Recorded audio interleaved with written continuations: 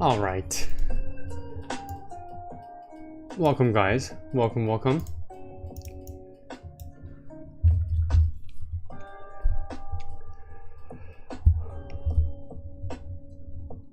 All right, so let's just go over the topic of tonight very quickly.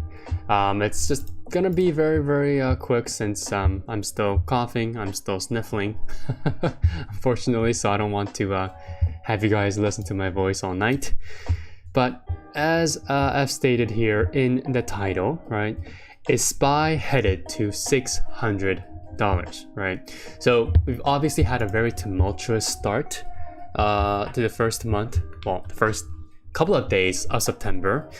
And we even saw, if you go over to the VIX, right, the S&P 500 Volatility Index, we had a nice jump to the value of 20, and eventually we went over it, and we closed over the value of 20 multiple times. Okay, I believe we closed over it, let's see, 3 times. Okay, 3 times, and we continued to stay over the value of 20 multiple days at a time as well.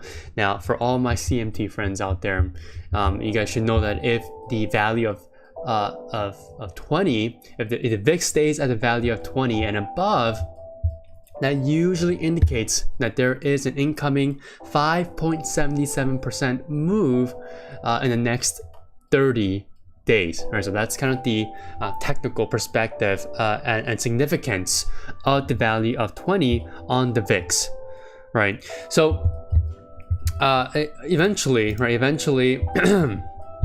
sorry guys, as I've said in the description box, I'm going to be slightly coughing here, right? Possibly frequent coughs, and obviously my voice still sounds a bit well, sick. So my apologies about that. But anyways, I'll make this quick. So with this small pop in the VIX, we actually got a very aggressive move back down in the VIX. You know, we saw this in the VIX itself and on SPY, where we had a very rapid move back up this week. So yesterday was quite the day yesterday when we had a nice, I believe, we're down over 1%, and we ended up climbing over 2% and ended positive on the day. It says right here 1.03% on the day yesterday. And so today we continued that climb up higher after that amazing reversal yesterday. But I also want to point out that we basically revisited last Friday's lows, right? So yesterday's lows was at 539.96, and last Friday's lows was at 539.44. So only a few cents difference. And apparently, yeah, the buy button was sitting there for market makers, as 540 became a huge and very quick area to continue to buy and defend, and eventually we had this rapid move back up higher as we saw more liquidity coming in, essentially. And we also saw continued relative strength amongst leaders, right? We saw some great strength coming back into semis especially, and also software. So if you guys aren't following me on Twitter, I recently posted this a couple of hours ago. IGV, this is the iShares Tech Software Sector ETF. This is the monthly time frame here, and so far from IGV, we have been making a massive cup here, nice rounding bottom if you guys are only focusing on this rounded bottom. But at the same time, if you want to combine what we're seeing now, we have a massive cup and handle chart pattern. Now if you guys don't see that, well, first of all, we have the rounding bottom as the cup, and then we have a flat handle here where we have the upper range resistance level at $89. Excuse me guys, oh my god, my bad guys. And the lower range support level of $76. Okay, so this is a massive cup and handle, right? And if we're able to break over 89, we should be seeing softwares coming back into the spotlight, not just the semis itself. So today, IGV was did all right. Even yesterday, it was okay. right? But there are a lot of softwares that are kind of weak. They haven't really participated in this massive reversal back to the upside. For example, Net, right? Net, it moved a little bit, right? But it compared to other leaders like semis, they didn't do too much, right? And another one is DDOG, right? Another software name that really didn't do much. And we need some more broader participation amongst the leading groups, which is again, semis and software. But during that time, right, during that time when we were seeing massive moves to the downside, we saw a lot of defensive sectors like financials, healthcare, real estate, even a few biotech names, even though it wasn't the entire biotech sector. All of those defensive sectors were holding up with great relative strength, and especially sectors like healthcare, real estate, and even financials were making all-time highs even when the market was moving down. Okay, and so that tells me that this is still a bull market, right? We are not seeing any type of an indication or sign that we're about to see a massive move or drop to the downside, as everyone has been postulating on FinTwit. That's essentially not what we're seeing here. We continue to see great relative strength among leaders like SMH, like semis, right? Absolutely amazing double bottom that's been forming now. And obviously on IGF as IGV, I don't know why I keep saying IGF, the software sector as well.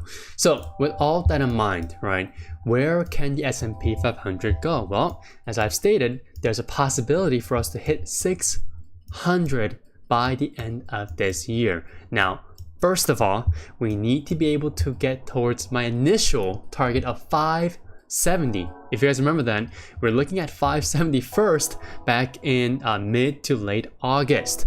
And eventually, the first few couple of days of September completely ruined that target. However, we continue to hold kind of this higher low trend here, right? So we obviously made a higher low trend at 540 compared to the previous low that we saw back in the first few days of August. Right, so we're kind of seeing a trend here where we kind of fall off a cliff for no reason. Well, obviously we do find the reasons later, like we saw in the first few days of August from the the Japanese yen carryover trade, causing a lot of fear across the global markets, including the US equity markets. And then we find a nice footing at a previous level of resistance at 512, like we saw on August 5th. And when we compare it to this 540, right, this is also kind of a whole number level of previous resistance and support. Let me actually mark it here. Right, there we go. Okay, so this is where we basically pivoted off from.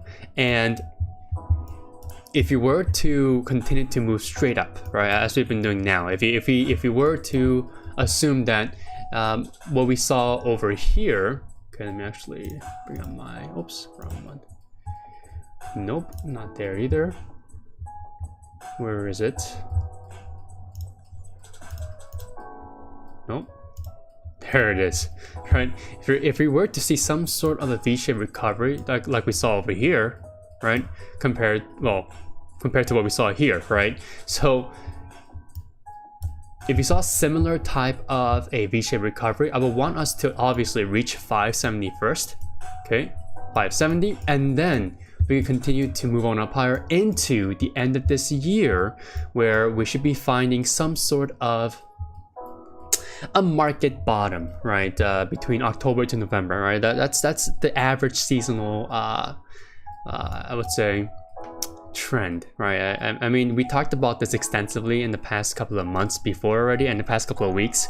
I will go a little bit more into it in the CFO Stream Watch report itself in the upcoming few weeks, but I'm not going to be expecting too much of a similar move down in the month of October into November. I'm going to be expecting a bit more volatility, meaning that we can be getting expanded ranges, but I will most likely not want to see the VIX coming back over the value of 20 again, right? I do not want to see the VIX popping up over the value of 20, right? We do not want to see that. And so again, for all the CFO's Room Watch report readers out there, I will be going a bit more extensively on that and what I mean by that and what we want to be personally, ideally, want to see in the markets as we head into October and November.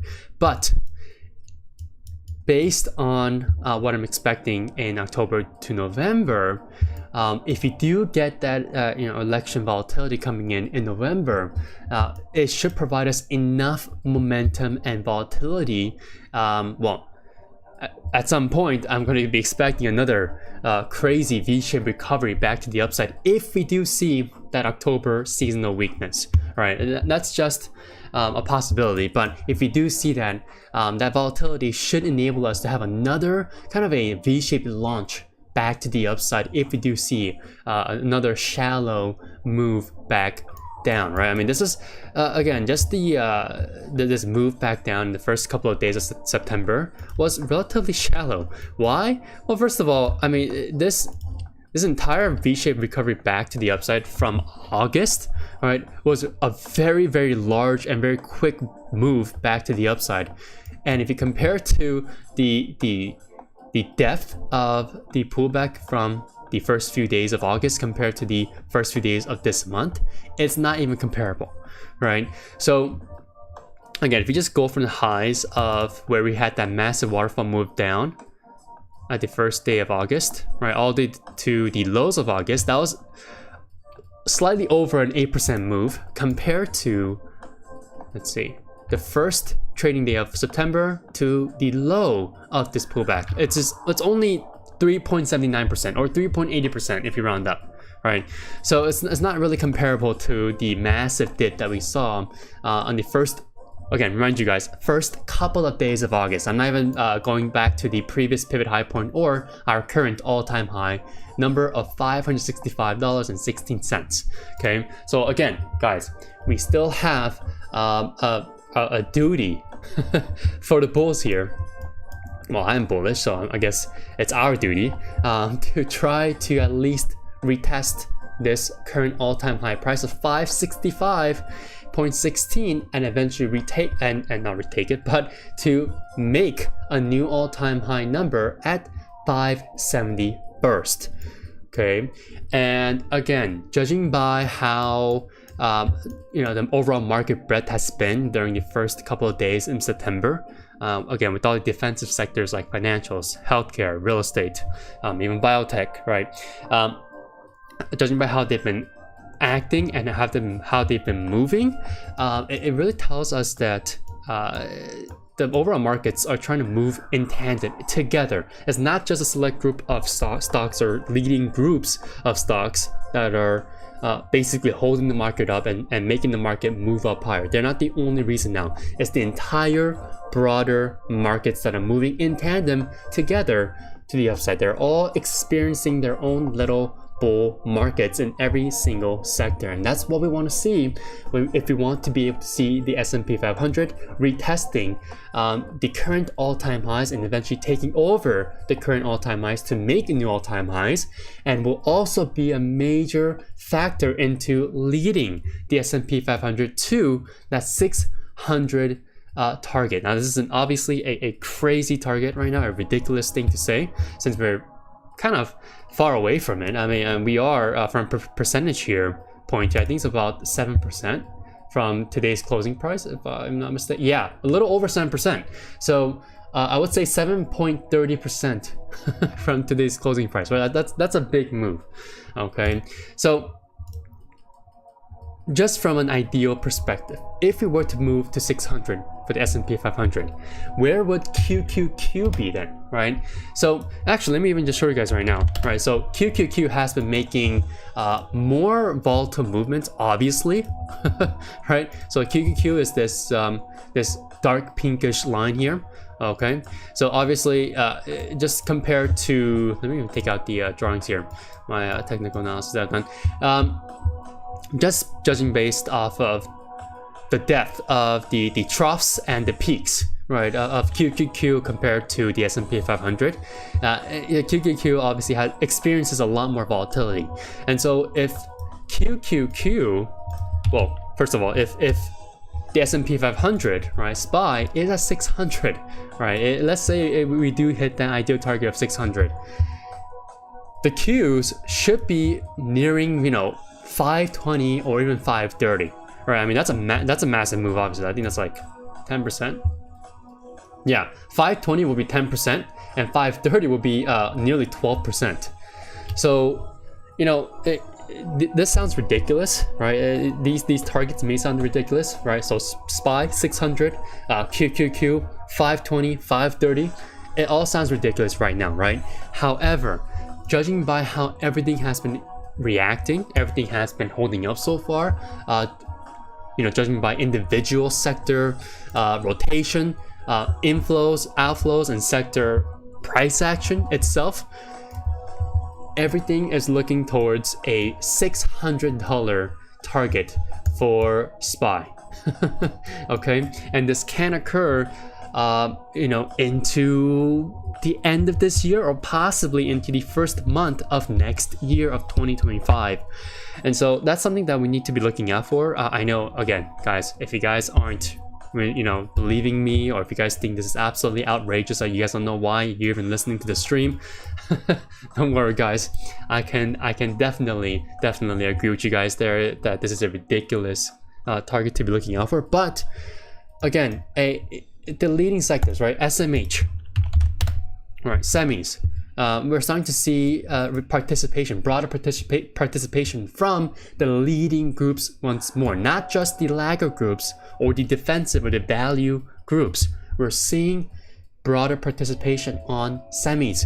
And if you want the full participation from leaders, we also need software, IGV, to continue to have an all-time high breakout, which should occur once we're able to break over $89. Again, I posted this chart on my Twitter profile or X profile, so make sure you guys check that out, right? So again, we just need broader participation from leaders, and we need to see continued relative strength to occur in laggards like real estate, right, which we've been seeing, even utilities, right, utilities, which we've been seeing as well, just straight up higher highs and higher lows.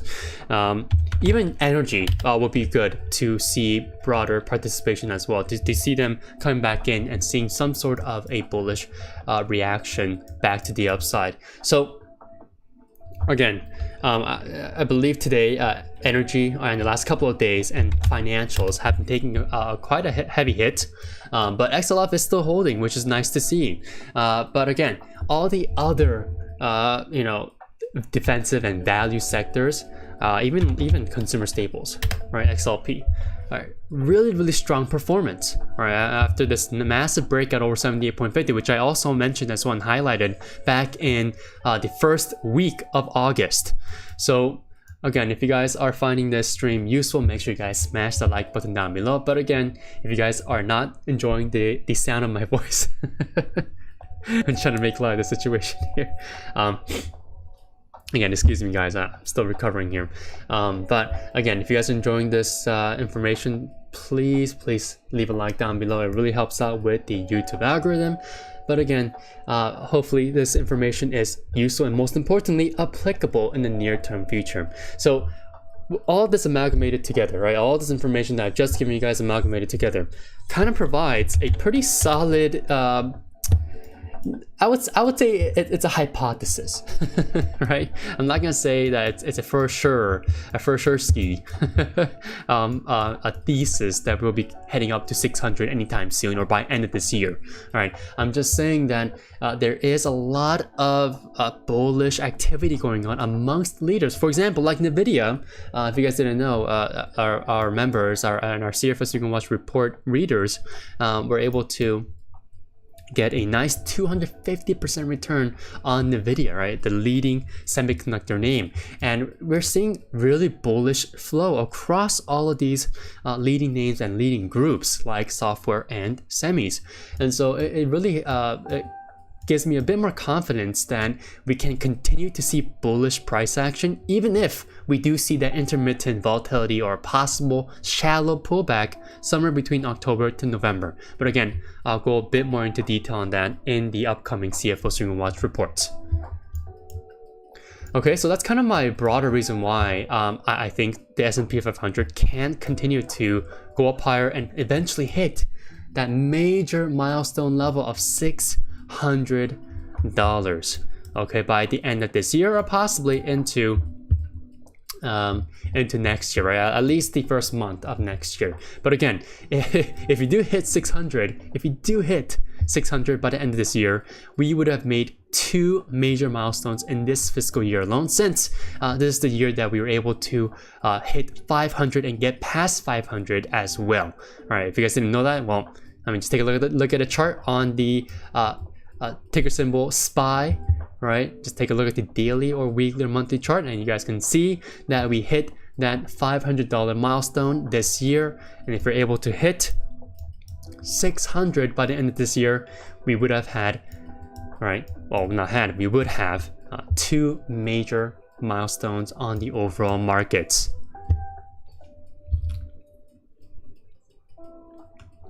Okay.